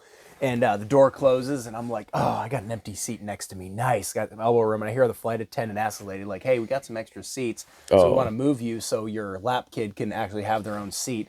And I was like, fuck. Yeah. She's going to ask me you to just move. took my seat, but man. you can't say no. It's the polite thing to do. And she's like, sir, would you mind Well, moving? but if you do say no, that's where the guy comes back and they like start grabbing you. well, hang on though. So she asked me, like, would you mind moving so I can have her sit here and she can sit next to you? I was like, yeah, that's fine. And she's like, ma'am, you're gonna come sit over here. He's gonna move, and I have a seat for you in first class. Perfect. I was flying from Anchorage to Sky Harbor, a 6.5 hour flight to Oh, Arizona. that's even better. Yep. I'm pretty sure I was flying back to Grand Junction. I was like, oh, fuck yeah. Imagine if I would have been like, no. So she goes to the guy next to me and like, oh, would you move? He says yes. Oh, I'm saying. And you hear that? Wait, Yeah, no, I changed my mind. But I was just like, I didn't expect to go to first class, but I was like, son of a bitch. Because this is a polite thing to do. Well, okay, so then that's a good segue to the fat chick is that you didn't expect it. You didn't expect them to give you first class just because you did something nice, but it panned out that way, which was a nice thing. That's a great thing. But the idea of expecting them to do, I didn't say, well, are you going to give me a first class seat? I right. Are you going to give me a first class seat? I want that first class seat. I mean, which wouldn't be an unreasonable, but you're asking me to move. Is it going to be that bad to have somebody next to me for this? I mean, yeah, a little less elbow room, but not that big a deal. Sure. When we were flying from Fairbanks down to Anchorage with the whole ship's company, all four of the kids and Olivia and my parents and everybody, they moved like 3 people to first class so me, my kids, and Olivia and my parents could all sit together. We sat on the jetway or on the runway for like 45 minutes, and the flight crew was on the clock too long. So we had to go back and deplane. So all these 3 people, they moved to first class, got to sit in first class for 30 minutes on the runway. Oh, that's rough. Then, I mean, it's only a 30-minute flight anyway. Sure. Because the truck that sprayed. It'd still be nice to sit in first class for any amount of time. The truck that sprayed the wings off was broke down or some bullshit, and so they were waiting on it. It's like, well, our flight crew's been on too long, and they're over there 12 hours or whatever it is. So I was like, suck it, nerds. Then they so then we had to wait like 6 hours to get on the plane, and God, that was an absolute son of a bitch. But, I believe. Well, and that's the thing is the airlines have become, not only are we like starting to question their safety, doors falling off, landing upside down, unmanned flight crew. Wow, look at us, man. If you're gonna say some dumb shit like that, you better not crash that motherfucker. What the fuck? Like what is this social justice? What are you shoving it in my face because you're all female? Oh, we have diversity. No, you don't. You're all women. That's not diversity, dumb shit. Right. Well, I guess diversity could be not a white male. That It's used to describe anything that's not that. Thing that sucks though is because it took a lot of people to build all of this stuff, but I mean, let's all just really admit the fact that if things didn't happen the way they did, we wouldn't have it. We wouldn't have it. I mean, maybe we would have something different if it all happened differently, but the reality of the fact is if history didn't happen exactly the way it did to get us right here, right now, just the way it all is, just so where you are, where he is, and I am where I am, right now, we might not have any of this. So the thing is to complain and to be angry at the fact that it happened the way it did seems to be a waste of resources. It's like waste of energy. Yeah, like if you get to the top of the mountain, even if you had to like say get Sherpa'd up there, at least you're there, you didn't die on the mountain. That's a good thing. Well, when we talk about that one time where I pulled out that piece of paper, I'm like, the odds of you being here are so slim. Like your 12th or 9th great grandparent is 12 generations back over 400 years, and there's like 4,090 Oh crap! You know what? I'm gonna go ahead and grab the paper. Just make Bust sure it I'm out. accurate.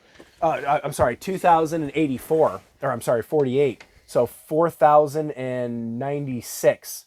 If you go back to your 10th grade grandparents, that's 4094 ancestors. Mm-hmm.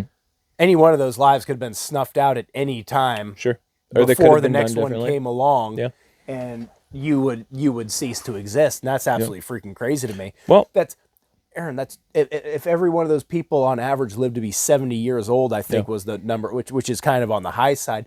You're talking 235,000 combined years these people live. yeah. You're not here by accident. Like, you know, stop giving people so much grief because of their descent or because of their skin color, and it's just like, son of a bitch, dude. Like, stop using Nazi so loosely. Right. That's insane to me. That's insane because those These people, social injustice, they movements, rounded like, people. I saw this thing on Facebook. People were, it was Pink Floyd's The Wall. You ever Yeah. seen that video? No. Like the old video? So it starts off with like these Nazi characters screaming, and he's like points at one. Or he's like, essentially, he says, you know, is that one of those homosexuals? Bring him in, put him against the wall, and because it was a political video that they made. Because in the 80s, well, before that, there was, you know, it wasn't easy to be gay for a while.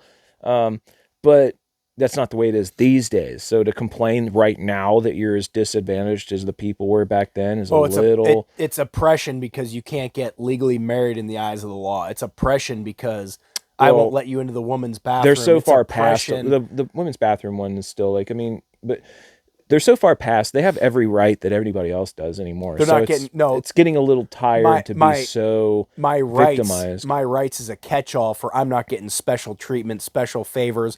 I'm not a protected class. It has nothing to do with your rights and protecting you from the government. Right. It has to do with why is my thing not top priority and I'm not getting catered and pandered. That's really what it is. And it's fucking obnoxious. Why am I not being why isn't the every most church, important thing in the room? Why isn't every church performing my bullshit ceremonies because I'm marrying another guy? It's like, why no, doesn't because everyone they don't agree have with to. me? Yeah. Well, Like, and that's what I go back to.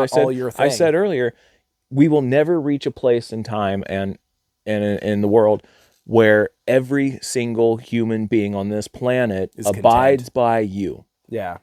Who agrees with you, thinks that you're something special and you're so smart and you're so cute and you're so perfect.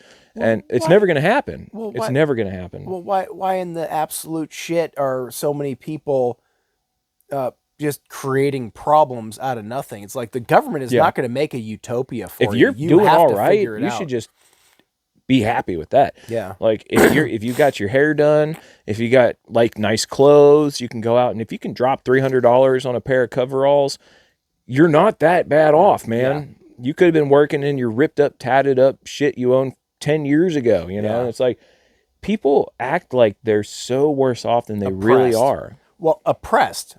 Again, it's victim worship. Why isn't my thing? Why is everybody not supporting me? It's like, dude, like your life is not that bad. You're making it bad because you're lazy. If you were like dying on the side of the road, I would stop and I would help you, and I would want to do something to help better your situation. Yeah. But when you're living in a nice home and you have a electric car like a Tesla or something like that, and you're, you know, working a job in an office building making $100,000 a year or more, and you have you could do anything that I can do, probably more, because of your location, because of your demographic, whatever.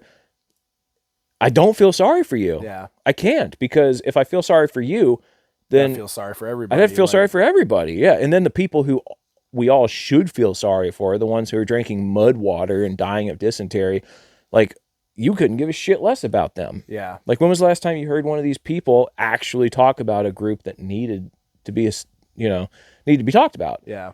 Like what, the Palestinians? I mean, I'm sorry, but like, don't care. There's a lot going on there that we're not even getting the right information, let alone, I mean, you see people saying things that are coming from every direction. I don't know what's true and what's not. I haven't been there. I've gotten not a shred of actual information on any of that to even think about developing an opinion. I do know that they're getting their asses handed to them from Israel. I do know that they attacked Israel first.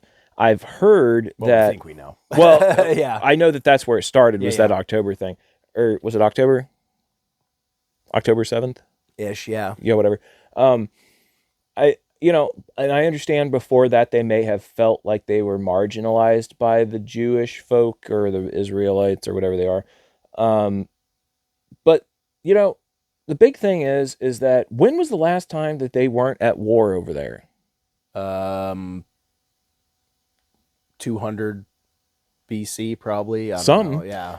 I think I kind of have trouble really giving a fuck. Well, that's the hard part. I hope you all kill each other. The thing is fucking in care. our lifetime, there hasn't ever been a time where there was complete and utter peace in that area. So it starts to become a little convoluted, and that's terrible. And I wish that I knew. So if I had more information, accurate information, not just every possible social media account, every possible thing that, and they all say different things, but if there was actual information and you could actually fit, but the only thing I've heard consistently is that most of the people who are doing the fighting are hiding under the streets where normal people live. Yeah. Hiding behind their women and children, essentially. It's a big mess, but it's none of our business at the end of the day. And if things got so bad, yeah, why are we funding it? Why are we buying them weapons? Bankrupting my children's lives, Yeah. When we're working hard and trying to stabilize our nation. Yeah, one thing that absolutely terrifies me, my kid turns 18 and says, well, I need college money, I got to go join the military. It's like, no, I'm 4th generation military, 3rd generation Navy, and I mean, my sons want to join the military, great, go do it. But sure. I would definitely do not want them to do it because they feel obligated, or because they have no other option, or because they're bound by creed. Hey, you don't have to, man. I mean, yeah, I'd be honored if you did, but I'm not going to motivate you to. I'll support you if you do, but I will not motivate you to. Yeah, everybody I know who's been in the military this generation or the last said the same thing. Yeah. Like, I wouldn't want them to do it. Yeah. We're fighting a war that I've been a part of since I was 14. Yeah. But I'm not a veteran of a foreign war, though, because I never served overseas. Dude, get all the way fucked, dude. Yeah. Get the fuck out of here. Yeah, it's well, and the other thing is that if you don't have any options besides signing your life away to some guy in that's back to indentured servitude. That's what it is. You're back to serving. I hope they kill each other. The wealthy, fighting on their behalf, so you can have options in life. Yeah, give both sides bullets. Let the problem work itself out. I'm so fucking over it. I'm so done with all of them. If Ukraine, Russia. Kill each. I mean, not to sound calloused. I mean, I support Ukraine, but if they're going to be at war, fucking ceasefire. Put Putin Figure it out. and Zelensky in a room with a knife on the table, lock the doors, and let him deal with him. Putin will kill him because he's ex-KGB. He's a fucking badass. He's but good guy. At least we wouldn't have 500,000 innocent people going off to die for them. No, Putin. I'm fucking done. When was the last time Putin picked up a weapon? Probably. Was he actually fighting this last a month ago? No. Was he out there fighting 3 years ago? Was he? No, probably not. Did he? Probably 15, was he in the 20, tank with a probably gun 15, on his? 20 years ago, but regardless. 15, 20 years ago. He's not doing anything now except for sitting around. You could be a badass, but if you go 30 years and then you send young men out to die, you're not a badass. War has always been old men talking and young men dying. It is. Yeah, and it is. That's what it has always been, and it's bullshit. Yeah, I'm fucking over it again. I wish to, let's see here. Hang on real quick. I was going to talk about the drug epidemic. We're about covered everything, and I think we're well over an hour and a half now. So I was going to kind of scrub it at this point, make sure these things. Yeah, we're at 6:18, I think. I was going to talk about filming in public where people just provoke cops for confrontation and shit, and that's just fucking obnoxious. They just need hobbies that aren't just being obnoxious. That's annoying. Drug epidemic, close the border, kind of fix that, sort of, I would think. Well, the drug epidemic, they need to discuss realistically. At some point we need to start figuring out how to distribute the blame on drugs, because everybody knows. Decriminalize it?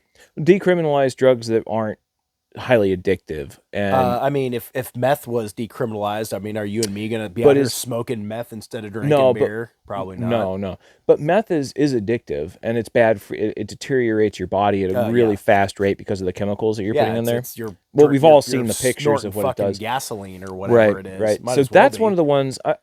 We shouldn't decriminalize people drinking gasoline. Well, because that's bad. decriminalize versus making it legal. Making it legal means we sell it in stores, Which some drugs I think Adderall is should. already meth, Well, right? um, Isn't it kind of sort it's of? in the same family class. It's a amphetamine. Yeah, But there are a lot of different kinds of yeah. amphetamines. But regardless, so I mean, again, decriminalize it basically means they catch you with it, they take it, they turn you loose, they have a nice day. Sure. Or if they catch you with 10 pounds of it, okay, different story. Like, we're going to That's arrest you then different, because you have a massive amount and you're distributing. That's different. But like, I say just let it all run, I think that they need to actually start looking at it from a different place. They need to think, okay, well, some drugs aren't bad in the sense that they're going to ruin your life. You're going to become a slave to the drug. Yeah. You're going to commit crimes to have the drug. You're going to be dope sick and Yeah, and to the point where you're going to go steal from your parents or your loved ones or your neighbors, and that's that is a problem. And those are the drugs that need to be concerned with. Now, a lot of the drugs that aren't like that they've spent the last 40 plus years spending all of this resource and time, shrooms, weed. I mean, there's a lot of the they're associated with young people partying because they're not really. When you talk about drugs, you don't like drugs. You think of like heroin and the dope house. You don't think about the stuff that the kids are having at raves. I mean, I'm not going to say that there's never been a child or not even child. I don't want to say child because they're not children. 18-year-old, there's never been a young person who hasn't died on a substance or usually mixing multiple substances is really what it is. But do some cocaine and some fucking ecstasy. Yeah, well, yeah, of course. Like sure, and you can do that, but if you do that in large quantities and you mix it with like 3-4 other things, you're gonna have a problem. Yeah, but the same could be said as if you go out drinking and you drink a bunch of whiskey. You could die of alcohol poisoning that night. I mean, it's about responsibility, and you're not going to save everybody. I mean, I hate to say that, and I know that there are devastating scenarios. Nobody wants to get the call that their child died. From it's unthinkable. Drugs. It's unthinkable, yeah. But the thing is that the more you illegalize and make these things taboo and then put them in the wrong hands, the more nice. Got one. That was good. The more likely it is. Beer just fucking slide. Yeah, no, that was good. The more likely it is that they're going to abuse it because it's taboo and it's something to be done in secret. Yeah. So if you take that.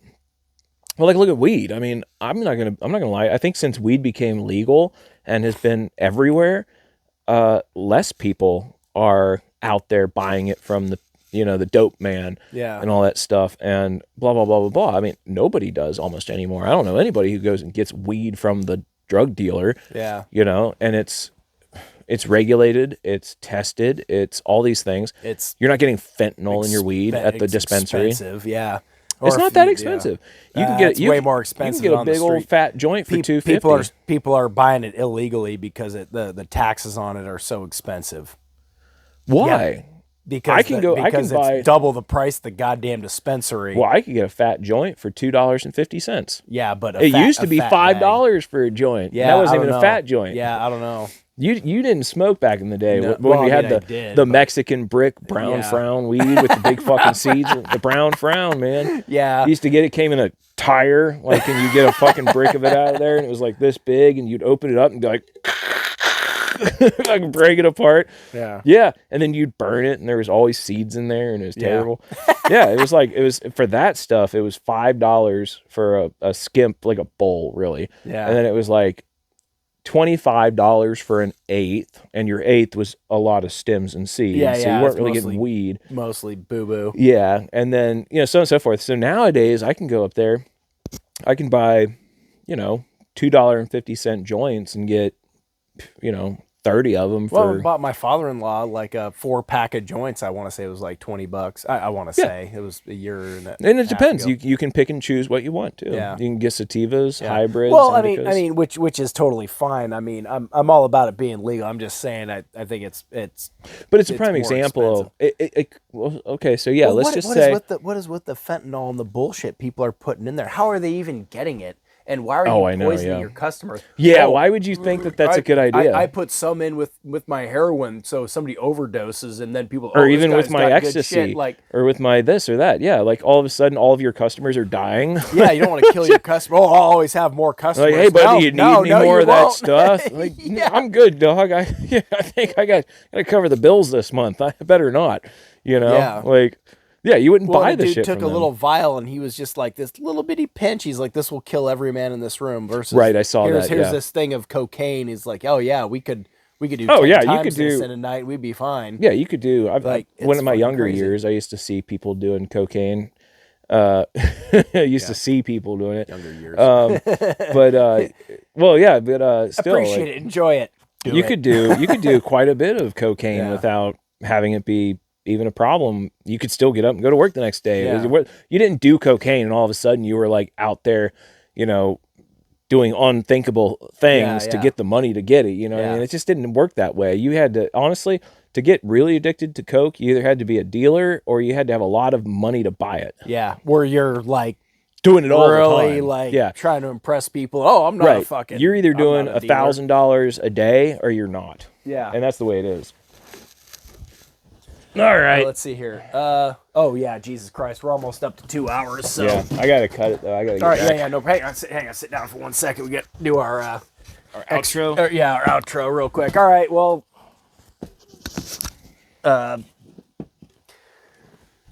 Eric's Corner Nation, thank you for joining us. I hope you enjoyed it. I hope we talked about some good subjects, and I hope our microphone stayed on. We and all went that on good rants, shit. But yeah, I think well, we covered all those Yeah, things, so yeah. it took us a while. So Yeah. Sometimes you get into these topics and you can get emotional about them Yeah. because sometimes you have opinions. we gotta bury it. Sometimes you get sometimes you get a little judgmental because you feel like there are a lot of people out there who are getting a little crazy about things, and it's but that's okay. And that's one of the big parts about these videos is really talking about the issues and Gutting it out. laughing Yeah. and getting a little bit of those aggravations out and stuff like that. And hopefully you guys enjoyed it and got a couple laughs too. Yeah, for sure. So thank you very much. I'll post this video and we'll